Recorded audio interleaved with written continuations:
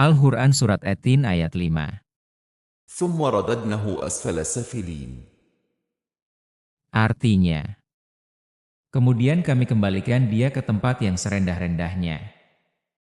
Dalam kitab tafsirnya, Ibnu Katsir menjelaskan ayat ini dengan menyoroti dua pendapat utama yang ada di kalangan ulama, lalu beliau memberikan pandangan yang lebih kuat. 1. Tempat yang serendah-rendahnya ditafsirkan sebagai neraka. Ibnu Katsir mengutip beberapa ulama seperti Mujahid, Abul Aliyah, dan Al-Hasan yang menafsirkan asfala safilin, tempat yang serendah-rendahnya, sebagai neraka. Menurut pandangan ini, makna ayat sebelumnya, Laqad khalaqnal insana fi ahsani taqwim, yang menyatakan manusia diciptakan dalam bentuk sebaik-baiknya, adalah sebuah sumpah dari Allah. Kemudian, ayat kelima ini menjadi pengecualian bagi orang-orang yang ingkar. Manusia diciptakan dengan potensi terbaik, baik fisik maupun akal.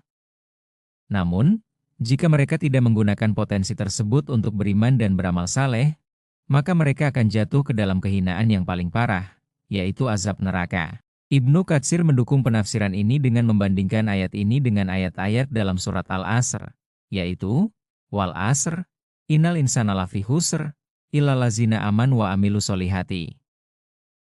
Artinya, demi masa. Sungguh, manusia berada dalam kerugian, kecuali orang-orang yang beriman dan mengerjakan kebajikan. Kesamaan pola ayat ini, Innal insana lafi khusr, illal ladzina amanu, dengan ayat 5 dan 6 surat At-Tin, Summa rodadnahu asfala safilin, illal ladzina amanu wa amilu solihati, menunjukkan bahwa pengecualian tersebut berlaku untuk orang-orang beriman, sementara sisanya akan mendapat kerugian atau kehinaan. 2. Tempat yang serendah-rendahnya ditafsirkan sebagai masa tua. Ibnu Katsir juga menyebutkan pendapat lain yang menafsirkan asfala safilin sebagai masa tua yang sangat lemah dan pikun. Ia meriwayatkan pendapat ini dari ulama seperti Ibnu Abbas dan Ikrimah. Menurut penafsiran ini, ayat 5 menggambarkan kondisi fisik manusia yang secara berangsur-angsur melemah hingga kembali ke kondisi tak berdaya seperti anak-anak, bahkan lebih buruk. Akal dan kemampuan berpikir mereka menjadi berkurang. Namun, Ibnu Katsir lebih menguatkan pendapat yang pertama.